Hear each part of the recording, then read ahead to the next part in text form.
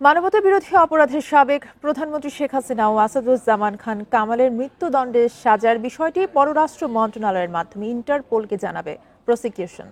দুপুরে সাংবাদিকদের এই কথা জানিয়েছেন আন্তর্জাতিক অপরাধ ট্রাইব্যুনালের প্রসিকিউটর গাজী এমএইচ তামিম। মৃত্যুদণ্ডপ্রাপ্তদের ফেরাতে ইন্টারপোলের সহায়তা নেওয়া হবে বলেও জানান তিনি।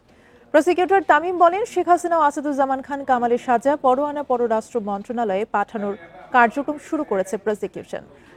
ট্রাইব্যুনালের রায়কে চ্যালেঞ্জ করতে চাইলে শেখ হাসিনা ও আসাদুজ্জামান কামালের উচিত হবে ৩০ দিনের মধ্যে আত্মসমর্পণ করে আপিল বিভাগে আপিল করা।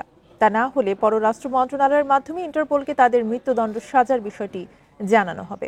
এদিকে আন্তর্জাতিক অপরাধ ট্রাইব্যুনাল ১-এর চেয়ারম্যান গোলাম মর্তুজা মজুমদার অসুস্থ থাকায় শেখ হাসিনার মৃত্যুদণ্ডের রায়ের কপি স্বরাষ্ট্র মন্ত্রণালয় ও পররাষ্ট্র মন্ত্রণালয়ে পাঠানো হয়নি, কারণ রায়ের সত্যায়িত কপিতে চেয়ারম্যান সহ ৩ বিচারকের স্বাক্ষর প্রয়োজন।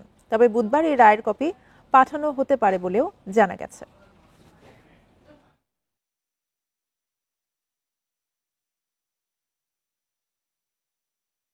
চিফ প্রসিকিউটর কার্যালয়ের পক্ষ থেকে এটা ফরেন মিনিস্ট্রিকে পাঠানো হবে। ফরেন মিনিস্ট্রির মাধ্যমে এটা ইন্টারপোলে যাবে।